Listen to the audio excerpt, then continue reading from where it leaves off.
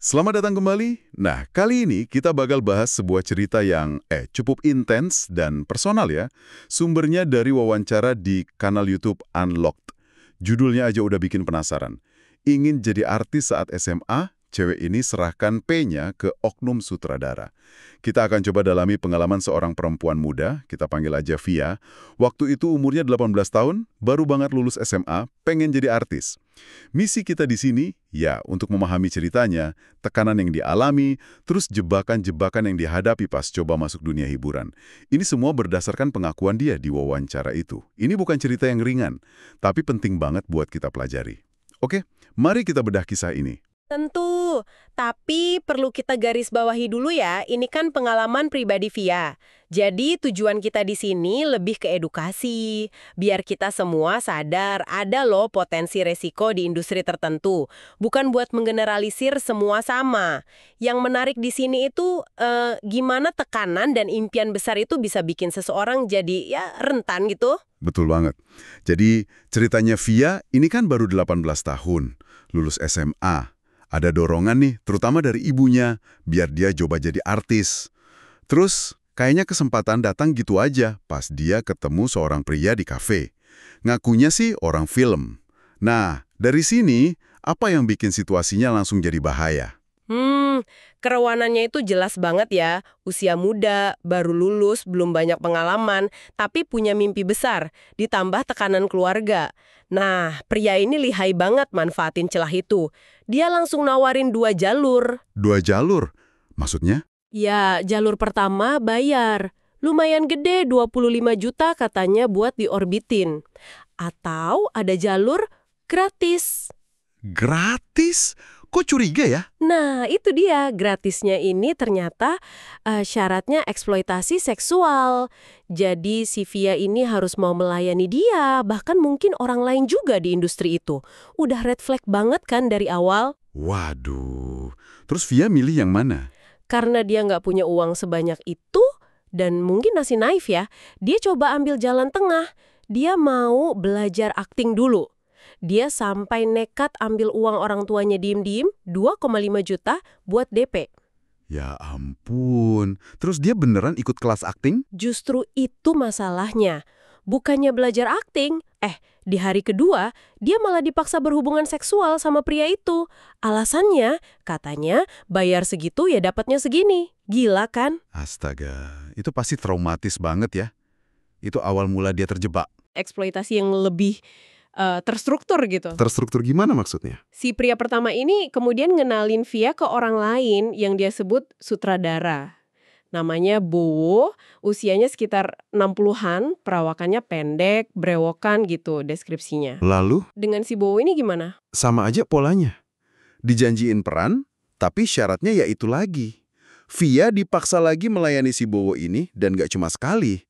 Janji peran gak pernah ada. Ini jelas banget pola manipulasi dan grooming. Grooming ya, jadi disiapin gitu korbannya. Betul. Dikasih janji manis, diisolasi mungkin, terus dieksploitasi berulang kali. Perbedaan usia yang jauh, 18 tahun sama 60 tahun, dan posisi kuasa bikin Via makin gak berdaya. Dia ngerasa kejebak. Dan mirisnya, dia sampai bilang mencoba menikmati paksaan itu demi karir yang gak pernah datang itu ya. Aduh, selain Bowo, ada lagi? Ada lagi. Dia dikenalin juga sama yang katanya produser. Lebih muda sih, sekitar 40 tahunan. Nah, orang ini menurut Via agak beda dikit. Pas dengar cerita Via, dia nggak maksa hubungan badan.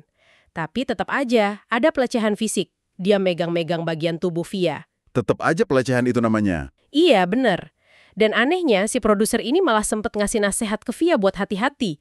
Ironis banget kan? Terus ada lagi insiden pemotretan bikini itu ya. Katanya bareng korban lain. Betul. Dijanjiinnya sih cuma buat dokumentasi internal gitu. Tapi abis pemotretan, dia malah ditahan lagi sama si pria pertama itu. Ditahan lagi? Iya, dipaksa berhubungan seksual lagi sebelum akhirnya diantar pulang seadanya ke stasiun. Kayak nggak ada abisnya gitu loh. Rasanya pasti putus asa banget. Dia mulai ngerasa ada yang nggak beres. Kok gini terus? Dia akhirnya sadar kalau dia itu bukan dibantu, tapi dijual, dieksploitasi abis-abisan sama si pria pertama. Apalagi pas dia dapat info dari korban lain yang ternyata ngalamin hal serupa. Wah, itu kayaknya jadi pemicu kuat. Dia sadar pria itu emang predator. Dari situ dia baru berani mutusin kontak. Iya, butuh keberanian besar pastinya.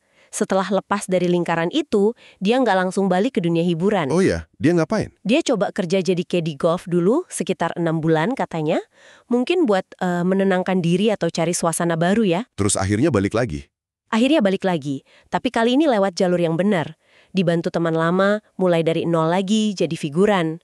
Pengalaman pahit itu jelas bikin dia jadi jauh lebih hati-hati sekarang. Syukurlah dia bisa keluar dan belajar ya. Banget. Dan dari pengalamannya itu, Via ngasih pesan penting buat pendatang baru di industri hiburan atau mungkin industri manapun ya. Pesannya kuat banget. Apa tuh pesannya? Intinya, verifikasi. Jangan gampang percaya sama janji manis, apalagi yang kedengarannya terlalu bagus. Cek dulu latar belakang orangnya, production house-nya. Terus, jangan pernah datang sendirian kalau ketemu orang baru di lingkungan profesional, apalagi pertemuan awal. Dan yang paling penting, punya prinsip. Jangan pernah gadaikan kehormatan demi jalan pintas atau janji palsu. Bener banget. Karir itu dibangun, bukan ditukar. Tepat. Membangun karir itu butuh proses, prestasi, bukan transaksi yang merendahkan martabat.